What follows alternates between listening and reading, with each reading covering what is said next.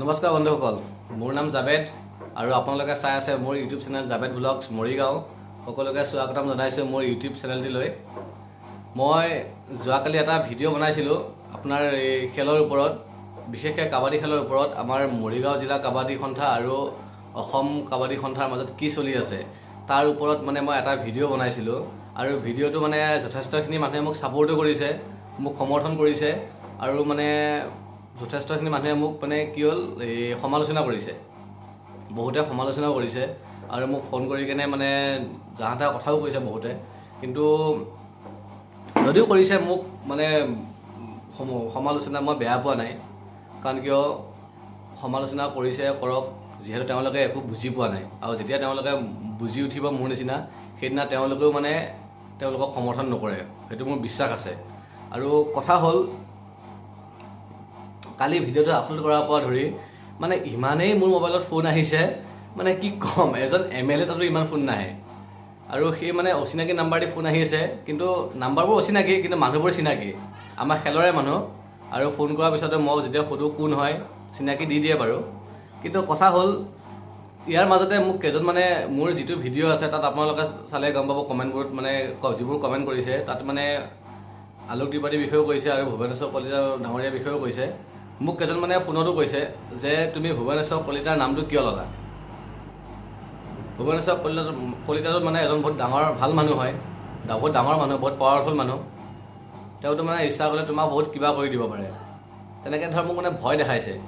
তেতিয়া মই তেওঁলোকক কৈছোঁ, শুনক, যে ভূৱনেশ্বৰ কলিতাৰ এজন বহুত ডাঙৰ মানুহ, পাৱাৰফুল মানুহ, সেইটো ময়ো জানো, আপোনালোকেও জানে আৰু গোটেই অসমেই জানে তেওঁ যে এজন পাৱাৰফুল মানুহ। কিন্তু মই তেওঁৰ নামটো ল'বলৈ কি মই ভয় কৰিব লাগিব নেকি? মই সঁচা কথা ক'বলৈ কি মই ভয় কৰিব লাগিব নেকি? আৰু মই যিবোৰ কথা কৈছোঁ মইতো সঁচা কথা কৈছোঁ, কাৰণ এইবোৰ সঁচা কথা কাৰণে আজি মই ক'ব পাৰিছোঁ। যদি কথাবোৰ যদি মিছা হ'লে মই ক'ব পাৰিলোঁ হয় নেকি? নোৱাৰোতো ক'ব। হয়, ভূৱনেশ্বৰ কলিতা ডাঙৰীয়া কোৱা আজিয়ে নহয়, মই যেতিয়াৰ পৰা কাবাডীত আহিছোঁ, মই 2012 পৰা মই কাবাডী খেলিছোঁ, আৰু 2012 পৰা আজি 2022 শেষেই হ'ল আহি। এতিয়ালৈ আপোনাৰ 10 বছৰ মই কাবাডীত আছোঁ। আৰু এই 10 বছৰ কাবাডীত থাকি মই চিনি পালোঁ কোন মানুহ কাবাডী জগতত আছে, কোন মানুহ কাবাডীত নাই, কোন মানুহ কাবাডী হৈ কাম কৰিছে, কোন মানুহে কাবাডী হৈ কাম কৰা নাই। কিন্তু এই মই কাবাডীত অহা আগত ভূৱনেশ্বৰ কলিতা আছিলে নাই মই নাজানো, কিন্তু মই কাবাডীত অহাৰ পৰা ভূৱনেশ্বৰ কলিতাক মই অসম কাবাডীত পাইছোঁ। কিন্তু তেতিয়াৰ পৰা আজিলৈ মোৰ চকুত ভূৱনেশ্বৰ কলিতাই কি কৰিলে? একোতো কৰিব পৰা নাই। অকল মোৰ চকুতে নহয়, আপোনালোকৰ চকুত ভূৱনেশ্বৰ কলিতাই কি কৰিলে আপোনালোকে মোক কওকচোন। আজিলৈ পাৰিলেনে অসমৰ এটা প্লেয়াৰ প্ৰ' কাবাডী খেলাব? আজিলৈ পাৰিলেনে অসমৰ এটা প্লেয়াৰ ইণ্টাৰনেশ্যনেল খেলাব, ইণ্ডিয়া টীমত খেলাব? পাৰিলে? নোৱাৰিলে ন? নে অসমত এটা ভাল একাডেমি আনিলে? যেনেকৈ আজি ধৰ হাৰিয়ানাত কাবাডীৰ বা UPত কাবাডীৰ একাডেমি থাকে, অসমৰ বাহিৰত চবতে কাবাডী একাডেমি আছে, ভাল ভাল NS কোচ আছে, তাত ল'ৰাবোৰক প্ৰশিক্ষণ দিয়া হয়। আমাৰ অসমত কৰিলেনে তেনেকুৱা এটা? নাই নহয় কৰা। তেন্তে আপোনালোকে যিটো মানুহে নেকি অসমখন, যিবোৰ মানুহে নেকি আমাৰ অসম কাবাডীত একো এটা কৰিব পৰা নাই, আপোনালোকে সেইবোৰ মানুহক ছাপোৰ্ট কিয় কৰি আছে? সেইবোৰ মানুহক ছাপোৰ্ট কৰি আপোনালোকে পাইছে কি মই বুজি পোৱা নাই। আৰু তেওঁলোকে অলৰেডি আমাৰ অসম কাবাডীটোক লুটি পুটি খাই আছে, আপোনালোকে তেওঁলোকক ছাপোৰ্ট কৰি আছে। আৰু তেওঁলোকে আজি আমাৰ অসমৰ হৈ কি কৰিলে আপোনালোকে কওক? একোতো কৰিব পৰা নাই।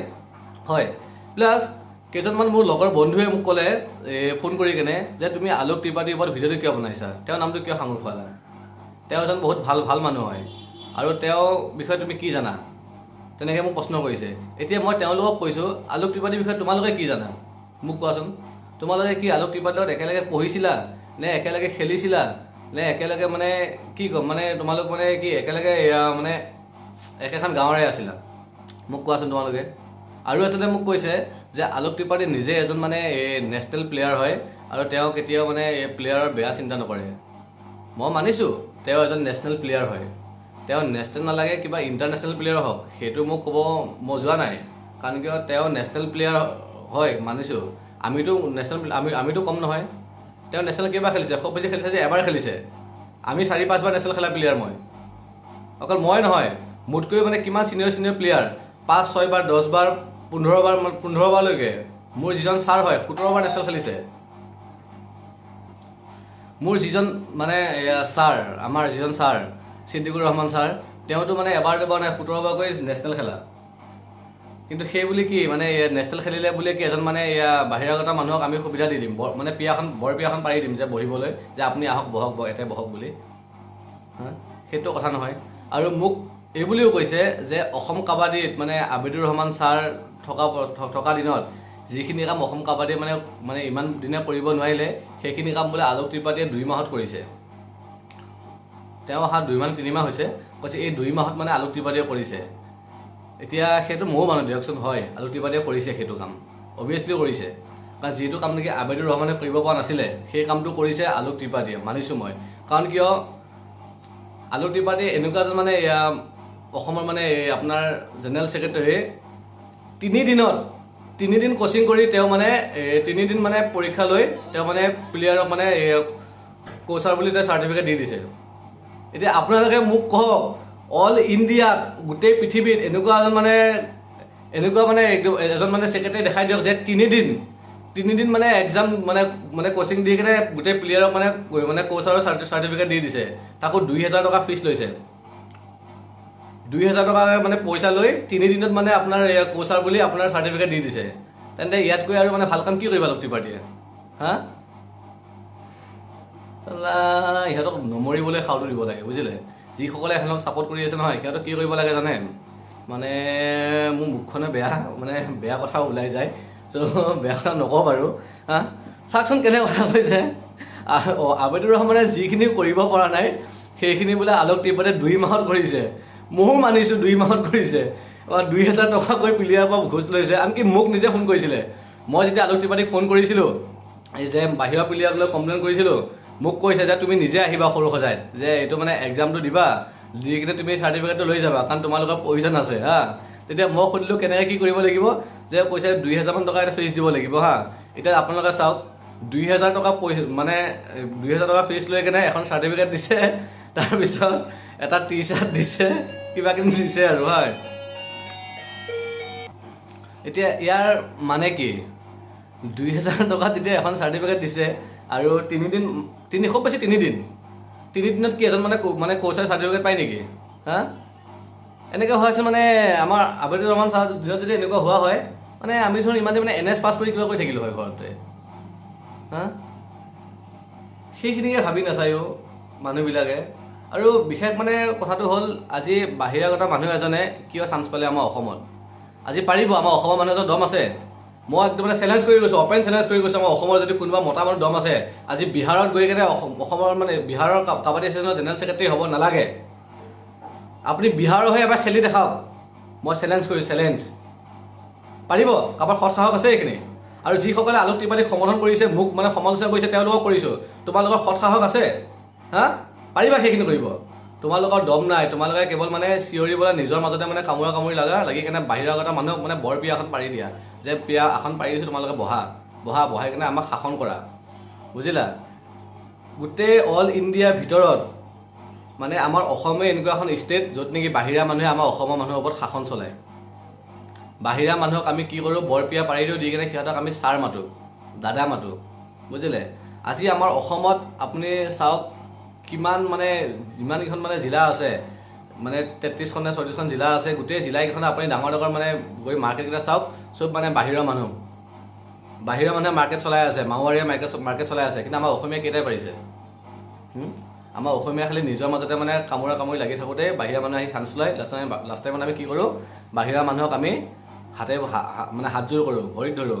এতিয়া আলোক ত্ৰিপাঠীকেইটা আমাৰ লগৰ যিবোৰ মানে মোৰ লগৰ প্লেয়াৰ আছে গোটেইবোৰে কি কৈছে, ছাৰকৈ সমৰ্থন কৰি ভৰিত ধৰি আছে, সেইকাৰণে মই কৈছোঁ শুনা, মই তোমালোকৰ নিচিনা নহয়, কাবাডী ভাল পাওঁ, কাবাডী মানে নিজৰ মানে জানটোতকৈ কাবাডীক ভাল পাওঁ, সেইকাৰণে কাবাডী জগতত আহিছিলোঁ।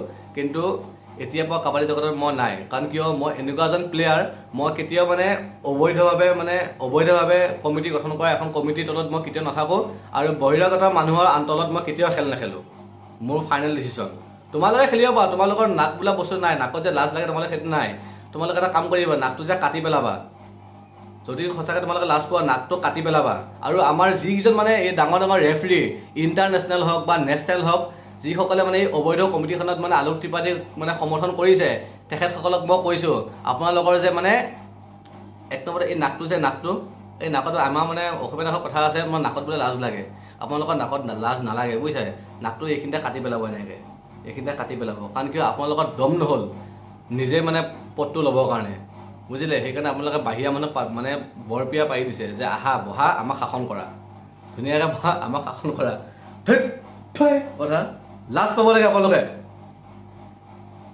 লাজ নাই আৰু মোক সমালোচনা কৰিব আহে ঠিক আছে বন্ধুসকল ভিডিঅ'টো আজি ইমানেই আৰু বেছি নবকো দিয়ক কাৰণ কিয় মানুহ বেছি বকিলে মানে এটা কথা যি কুকুৰৰ নেজ বেকা সেই কুকুৰৰ নেজ বেকাই থাকিব সিহঁতক মানে নেজডাল মানে 14 বছৰ মানে নালাগে আপোনাৰ গোটেই বছৰ গাঁতত পুতি থ'লেও এই নেজডাল যেতিয়া ওলাই দিব গাঁতৰ পৰা এনেকুৱা মানে ভাজ লগা নেজ আকৌ ভাজ লগাই হ'ব এনেকুৱা কেতিয়াও চিধা নহয় সেইকাৰণে ভিডিঅ'টো আজি ইমানেই যদি ভিডিঅ'টো মোৰ ভাল পাইছে লাইক কৰক কমেণ্ট কৰক আৰু মোৰ চেনেলটো ছাবস্ক্ৰাইব কৰক আৰু ভিডিঅ'টো যিমান পাৰে শ্বেয়াৰ কৰক মই কাকো ভয় নকৰোঁ কি কৰিব মোক ছাছপেণ্ড কৰিব মই খেল নেখেলোঁ ঠিক আছে বাই বাই জয় অসম